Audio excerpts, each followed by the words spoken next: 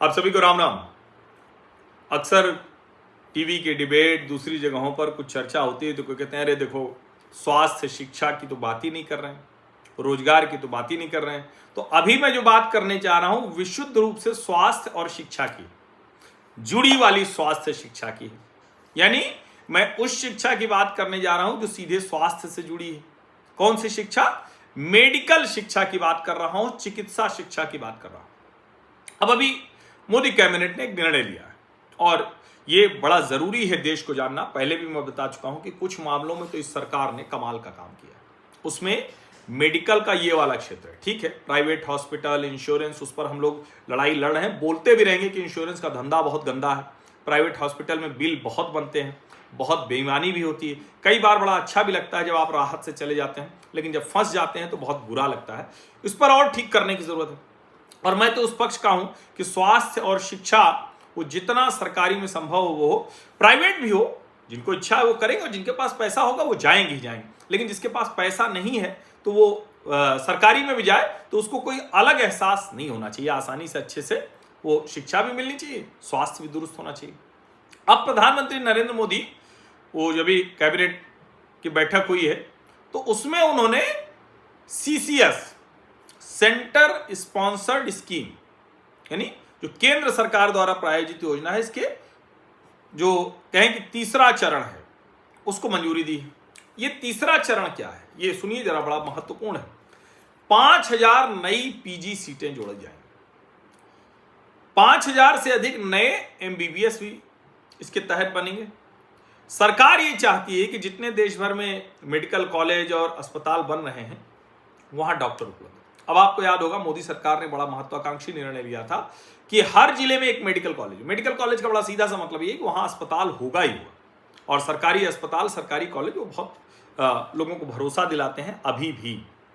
अब इसके लिए 15,034 करोड़ 50 लाख का प्रावधान है 2025-26 से लेकर 28-29 तक, यानी मोटा मोटा 3 साल का है।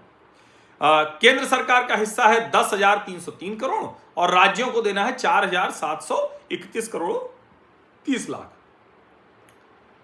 एक सीट पर करीब करीब 1.5 करोड़ की लागत आएगी। इसीलिए जब कोई डॉक्टर यहां से चला जाता है, इसीलिए जब कोई डॉक्टर IAS IPS बन जाता है तो ये सवाल खड़ा होता है कि क्या आपके ऊपर जो देश ने खर्च किया, लोगों ने, टैक्स पेयर्स ने खर्च किया, क्या आप उसका सही उपयोग कर रहे हैं या दुरुपयोग कर रहे हैं? अब खैर ऐसी डिबेट है भाई, रोक भी नहीं सकते। कोई डॉक्टर है, इंजीनियर है, IITian है या IIM करके है, वो अगर चाह रहा है IAS IPS बनना तो आप उसको रोक नहीं सकते। लोकतंत्र है, सबकी अपनी इच्छा है, लेकिन ये सवाल बार बार खड़े होते हैं।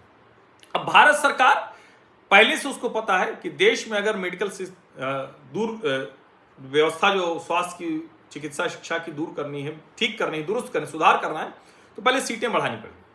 अब मोदी सरकार ने चाहे वो MBBS हो यानी जो मेडिकल की ग्रेजुएशन वाली, और चाहे वो MD दूसरी सीटें हैं जो पोस्ट ग्रेजुएशन वाली, उन दोनों को जबरदस्त बढ़ाया। अब इससे क्या होगा, जब इतने डॉक्टर होंगे, इतने होंगे तो हर तरह के लोग मिलेंगे, डॉक्टर प्रति व्यक्ति बढ़ेंगे, स्पेशलिस्ट बढ़ेंगे, जो विशेषज्ञ डॉक्टर हैं उनको आप आसानी से पा सकेंगे। सरकारी संस्थानों में जो डॉक्टरों की कुल उपलब्धता है वो बढ़ेगी, स्वास्थ्य सेवाएं आपकी बड़ी अच्छी हो जाएंगी।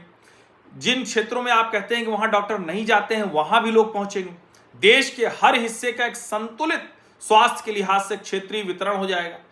गांव, देहात, दूर का इलाका, आदिवासी इलाका, उन सब जगहों पर डॉक्टर होंगे कि जब इतने डॉक्टर निकल कर आएंगे तो लंबे समय में क्या होगा, दुनिया भर के लोग भी यहां आएंगे और भारत के लोग भी आएंगे। जो इंटरनेशनल स्टैंडर्ड हैं, मानक हैं, उसके अनुसार ये सब होगा। और जब डॉक्टर्स की अवेलेबिलिटी होगी तो क्या होगा, चिकित्सा सेवाएं भी थोड़ी सस्ती होंगी, थोड़ा बेहतर होगा, ये बड़ा जरूरी है। बाहर से लोग आएंगे तो उससे भी लोगों को जो कहे कि वो विदेशी मुद्रा लेके भी आएंगे, तो एक तरह से ओवरऑल डायरेक्ट इनडायरेक्ट रोजगार के लिहाज से सब कुछ बेहतर होगा। डॉक्टर, फैकल्टी, पैरामेडिकल स्टाफ, शोधकर्ता, प्रशासक, नर्सेज, सब स्वास्थ्य प्रणाली और बेहतर हो जाएगी। अब 2028-29 तक ये लक्ष्य है कि 5,000 PG और 5,023 UG, इसकी बाकायदा डिटेल गाइडलाइन आएगी। लेकिन अब जरा एक चीज और समझ लीजिए, भारत में जो मेडिकल कॉलेज अभी हो गए हैं ना, दुनिया में सबसे अधिक 808, जो MBBS सीटें हैं 1,23,700, पिछले दशक की बात करें, यानी मोदी युग की बात करें, तो एमबीबीएस सीटों में 127% की वृद्धि हुई, 69,352 नई सीटें जोड़ी गई। पीजी सीटों की बात करें तो 143% की वृद्धि हुई, यानी जो एमडी होते हैं 43,041 नई सीटें जोड़ी हुई। लेकिन अब ये तो टाइम लगता है ना, धीरे धीरे वो आ रहे हैं और ये और बढ़ जाएगा। तो एक तरह से कहें कि जिस शहरी ग्रामीण स्वास्थ्य सेवा के अंतर की बात होती है, जिसको हम कहते हैं कि जो विकसित देश हैं उनकी तरह हमारे यहाँ डॉक्टर क्यों नहीं होते, अस्पताल क्यों नहीं होते, उस दिशा में हम बढ़ते हुए दिख रहे हैं। ये एक अच्छी खबर है, बहुत जरूरी है आप सबको जानना। आप सभी का बहुत बहुत धन्यवाद। सब्सक्राइब अवश्य कर लीजिए, नोटिफिकेशन वाली घंटी दबा दीजिए, लाइक का बटन दबा दीजिए, अधिक से अधिक लोगों तक इस वीडियो को पहुंचा दीजिए। स्वास्थ्य शिक्षा का मसला है, सुनिए भी और दूसरों को सुनाइए। धन्यवाद।